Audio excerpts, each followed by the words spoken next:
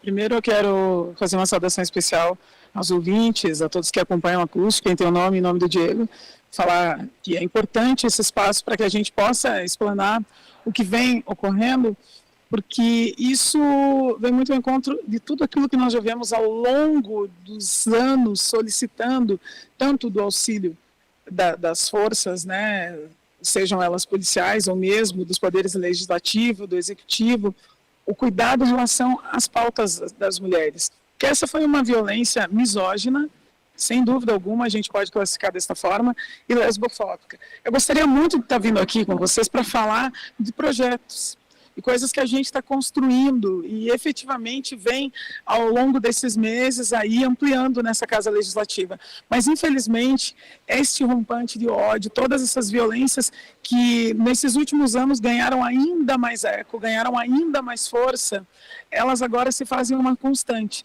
Não obstante, nós somos todas mulheres lésbicas, assumidamente lésbicas, parlamentares que ocupam esses espaços e que pautam a diversidade como parte da construção das políticas.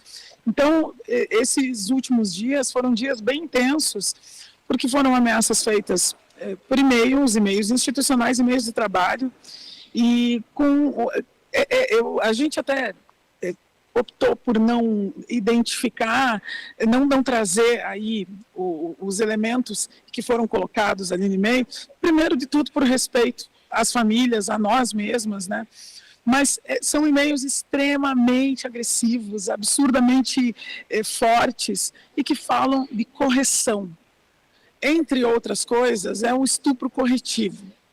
E, óbvio, com outras violências aí que se sobrepõem e também com a própria morte, a morte iminente. Mas o que eu quero trazer aqui... Tem ameaça de morte, deputada? Claro, dessas violências vem em conjunto com isso. Isso, inclusive, que a gente está solicitando o reforço de toda essa segurança, desse aparato de segurança, porque eu não vou me furtar de denunciar. Eu não vou deixar de denunciar, eu não vou deixar de expor, porque eu acho que a responsabilidade que me cabe, ocupando o lugar que eu ocupo agora, é de evidenciar este que é um crime que acontece diariamente.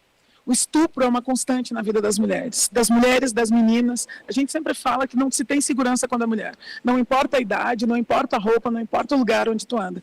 E ainda falar de estupro corretivo, fala justamente de algo que é muito caro, que é dessa liberdade de expressão e daquilo que a gente lutou e batalhou muito para ter. Então, evidenciar isso é proteger centenas e milhares de mulheres ao longo do Brasil inteiro que sequer conseguem se manifestar diante das violências que estão sofrendo. Essa é uma mobilização que, para mim, ela vai fazer com que a gente comece a tensionar esta Casa Legislativa, a bancada feminina, toda essa organização e os aparatos que estruturam as políticas para que olhem com ainda mais responsabilidade. A gente tem a Lei Maria da Penha, mas ainda continua contabilizando vítimas. A gente tem aí toda uma estrutura que fala da segurança para as mulheres, mas a gente ainda continua contabilizando das violências sexuais à morte de forma brutal, principalmente de mulheres e também agora, no nosso caso, das mulheres LGBTs que estão sendo condicionadas a esse absurdo, porque é uma forma abjeta de tratar pessoas que são representantes legítimas na política e que estão aí pautando essa diversidade como parte da vida da população. O que mais que a gente vai ter que tolerar ou até que ponto a gente vai ter que negociar as nossas vidas, os nossos quereres, para poder garantir que a gente ocupe esses espaços. Não tem negociação. E é esse o ponto que eu quero deixar registrado.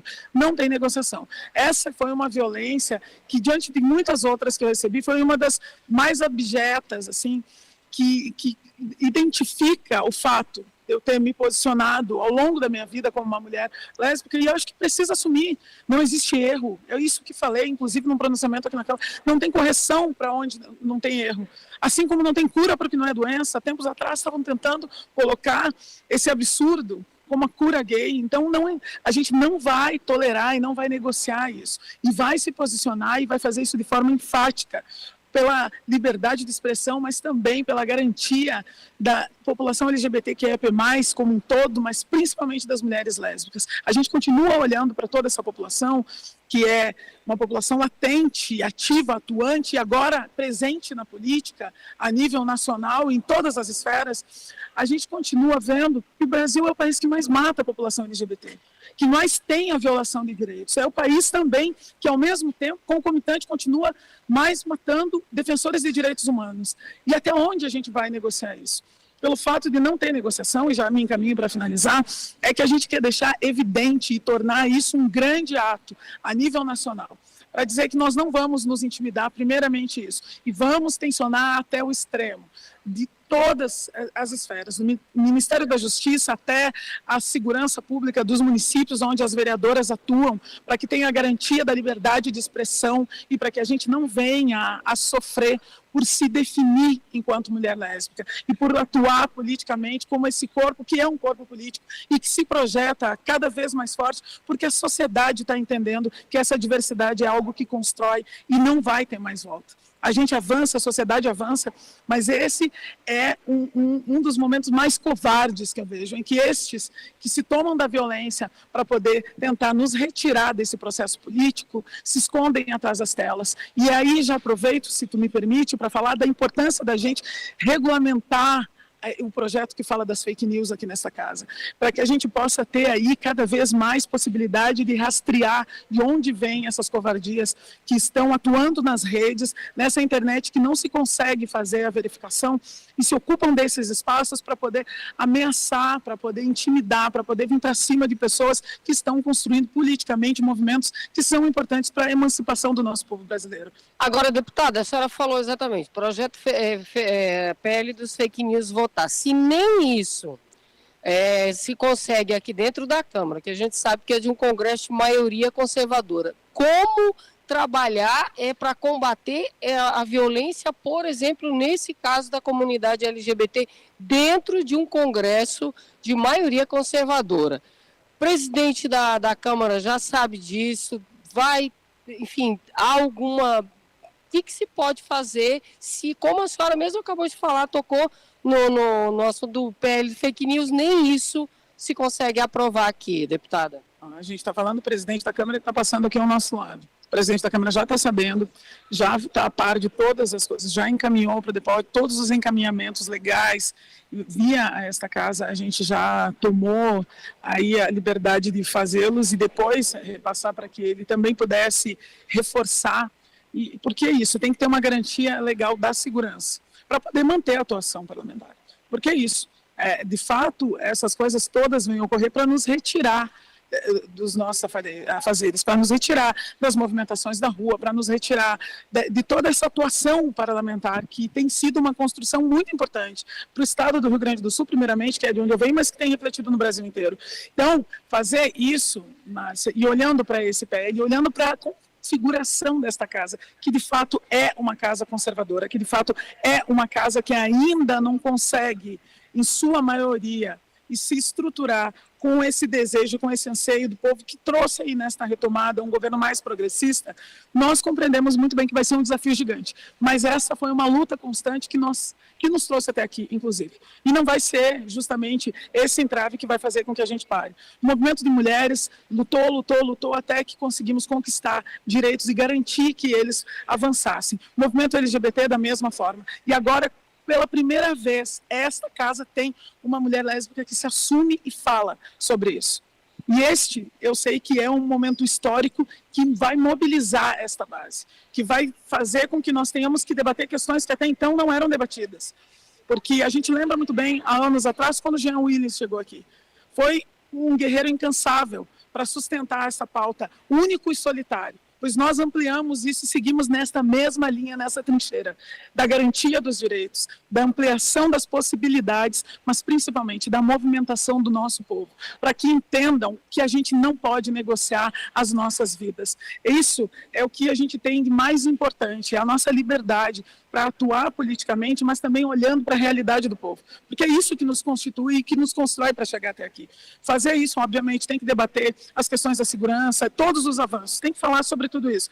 Mas precisa ter, principalmente aqui nesse espaço, a responsabilidade, porque eu chego, e eu não chego aqui convidada, eu chego aqui legitimamente eleita, com uma votação expressiva no Rio Grande do Sul. Esse Estado que olhou para este projeto político, que nunca se escondeu, sempre falou e evidenciou quem era, e que acredita e confia, e por isso me trouxe até aqui. Então, essa responsabilidade do Estado é com essa deputada, que agora sofre as ameaças, mas é também com esse eleitorado que politicamente projetou este corpo político e acredita e confia na política que eu executo.